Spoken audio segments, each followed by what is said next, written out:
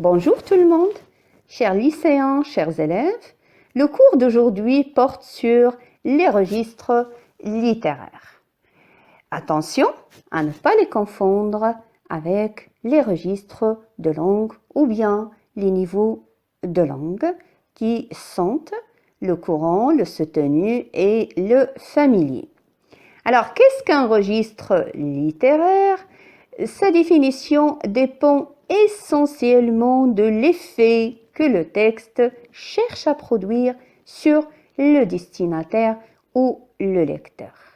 C'est-à-dire, est-ce que le texte cherche à déclencher le rire, à déclencher les larmes, à simuler la pitié et la compassion, à enseigner ou autre?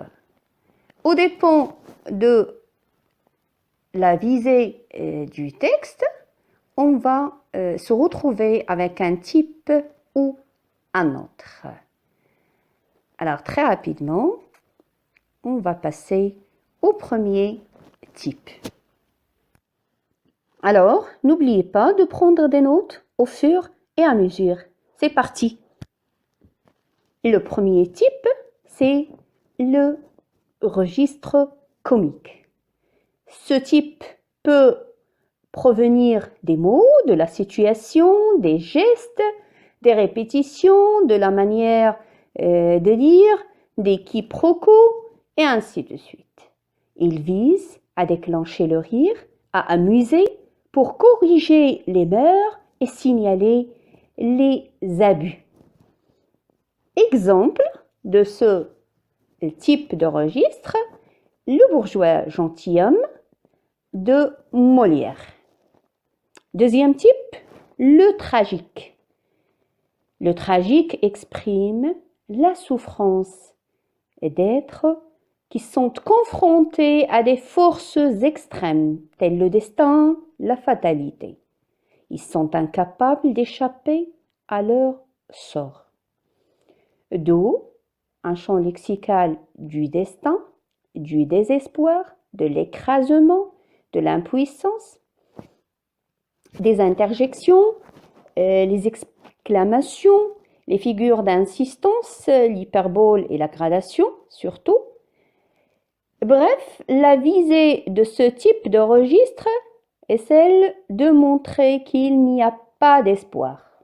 Il fait naître la crainte et la pitié devant la puissance du destin.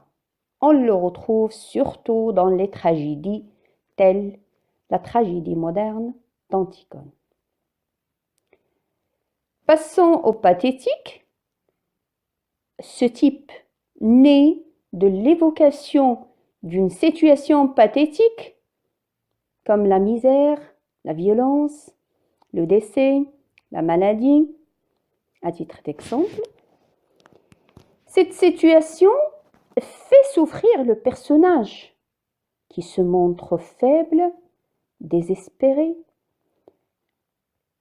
et malheureux. Alors d'où un champ lexical de la souffrance, du malheur, de la tristesse, du chagrin. Et aussi on trouve les figures de style telles l'hyperbole et la gradation. Une ponctuation abondante est à signaler, des phrases exclamatives aussi. Une précision, c'est que ce type est souvent lié au registre tragique. Mais il ne faut pas les confondre parce que dans le registre tragique, il y a cette question ou bien du destin. Le personnage est face à un destin inévitable. Alors, le pathétique, ou bien le registre pathétique, c'est un type qui cherche à émouvoir le lecteur en suscitant sa pitié et sa compassion. Même, il peut susciter ses larmes aussi. Le meilleur exemple est celui du dernier jour d'un condamné. Passons au type lyrique. Ce type traduit des sentiments personnels, intimes. Ces sentiments, ils sont communs à tous les êtres humains, d'où le lexique des émotions, des sentiments, la présence du je, première personne du singulier, une ponctuation expressive, des interjections, une harmonie rythmique et sonore.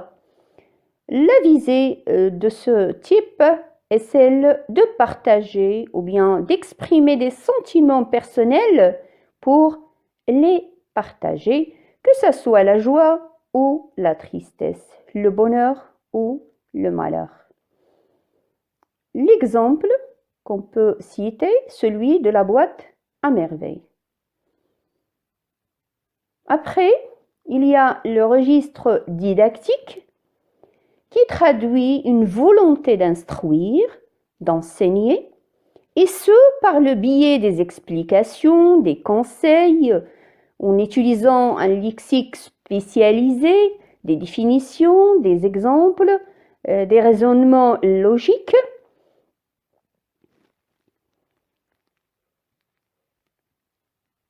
Dont le but, bien sûr, d'instruire et de transmettre un savoir. Il s'agit d'instaurer une relation de maître à élève. L'exemple le plus pertinent est celui des fables de La Fontaine. Puis, il y a le registre épique qui grandit et glorifie les actions héroïques des hommes qui se montrent comme extraordinaires, héroïques, parfois même surnaturels. Le but de ce type est de susciter l'admiration, l'effroi, l'étonnement du lecteur devant les exploits de l'héros. Que ce soit les aventures, les combats, les grands épisodes de l'histoire ou de la mythologie. On retrouve, ou bien on trouve dans ce type les figures de style telles l'hyperbole, la gradation, donc les figures de l'amplification. On trouve des phrases longues et amples et un lexique de la démesure. Pour le registre fantastique, je rappelle que tout d'abord, le fantastique consiste à introduire des éléments irrationnels, surnaturels, dans le cadre de la vie réelle. Alors, ce registre consiste à raconter un événement étrange qui amène le lecteur à hésiter entre deux explications possibles, l'une rationnelle, l'autre, c'est le contraire, il est irrationnel, d'où le suspense et un sentiment d'angoisse. La visée de ce type est de laisser le lecteur dans un état d'hésitation, de doute et d'angoisse. Les caractéristiques, la plupart du temps, on a la première personne du singulier, le je.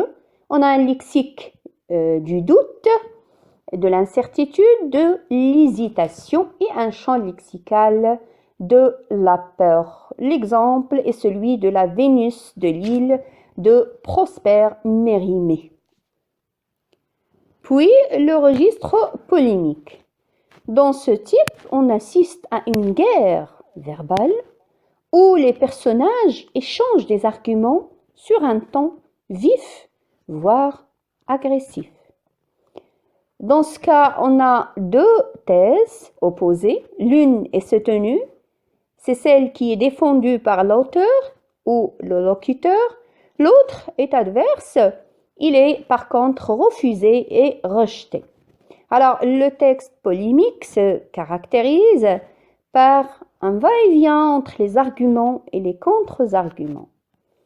Il utilise les fausses questions, les interpellations, les exclamations, les figures de l'opposition et un lexique dévalorisant avec les figures aussi de l'insistance telles la gradation et l'anaphore. L'exemple qu'on peut citer est celui de la préface de 1832, Dernier jour d'un condamné de Victor Hugo. Ensuite, le registre satirique. Ce type a pour visée de dénoncer, de critiquer les défauts des hommes, des institutions, en utilisant l'ironie pour attaquer l'adversaire, tout en se moquant de lui et en le rendant ou bien en le ridiculisant. Ce type de registre, on le retrouve dans les portraits, dans les textes polémiques, comme les discours polémiques, les châtiments de Victor Hugo à titre d'exemple. Les caractéristiques sont l'utilisation d'un lexique péjoratif, dépréciatif, les hyperboles, figures de l'opposition, vocabulaire et tournure emphatique, les procédés de l'ironie et aussi l'interpellation.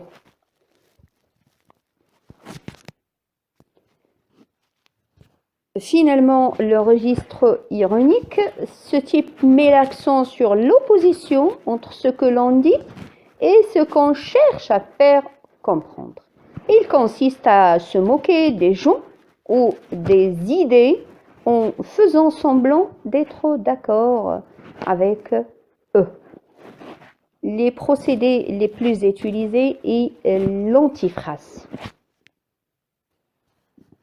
Un dernier type pour terminer, c'est le registre laudatif ou élogieux. Ce type consiste à faire l'éloge de quelqu'un ou de quelque chose en citant leurs qualités et en les présentant comme étant exceptionnels. D'où l'usage des termes valorisants, des procédés de l'amplification, des hyperboles, des superlatifs. Et le type le plus pertinent, c'est la dédicace d'Andromaque de Jean Racine. Voilà pour les types de registres. Merci et à la prochaine.